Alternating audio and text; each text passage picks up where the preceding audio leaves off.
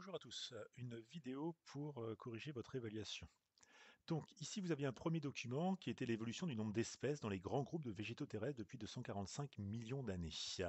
Donc les grands groupes, c'est prêles, fougères, fougères à graines, cicadales, conifères, bénédictales et angiospermes. Et évidemment, plus le groupe est large, plus il y a d'espèces. Donc ici en fait on peut se rendre compte du nombre de groupes, mais aussi du nombre d'espèces dans les groupes. Première question, quel groupe de végétaux domine actuellement? On voit clairement que ce sont les anges, donc le 0 million d'années est ici. Ce sont clairement les angiospermes qui dominent. Ils sont apparus sur Terre il y a à peu près 135 millions d'années, à la fin du Jurassique, au début du Crétacé, et depuis ils ont pris une importance extrêmement importante. Cite deux groupes de végétaux abondants au Jurassique et absents aujourd'hui. Attention, c'est la même question. Donc, des groupes de végétaux absents aujourd'hui. Donc déjà, on voit les bénédictales et les fougères, présents abondants au Jurassique, ok, ils étaient relativement importants, tout était à peu près du même ordre de grandeur. Donc les fougères à graines et les bénédictales sont bien des groupes de végétaux abondants au Jurassique et absents aujourd'hui. À quelle époque la biodiversité végétale était-elle la plus abondante? Alors il y a eu pas mal d'erreurs pour cette question. Alors, si on compte le nombre de groupes, on a 2, 4, 6, 7.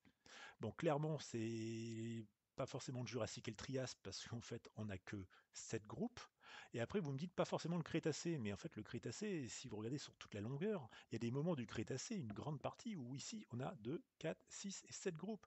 Donc, en termes de biodiversité, on a de nombreux groupes de végétaux terrestres, en tout cas sur la première moitié du Crétacé, qui étaient présents, donc une biodiversité importante. Mais sinon, en même temps, ici, on a moins de groupes au Paléocène, mais en même temps, on a énormément d'espèces dans les angiospermes. Donc, du moment que vous êtes capable d'argumenter, il pouvait y avoir plusieurs réponses. Mais clairement, pour moi, le Jurassique ou le Trias n'étaient pas les bonnes époques.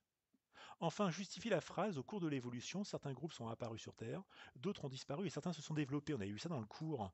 Et bien, alors, au cours de l'évolution, certains groupes sont apparus. On voit dans notre document que les bénédictales sont apparus au Trias. On voit que les angiospermes sont apparus au début du Crétacé ou à la fin du Jurassique.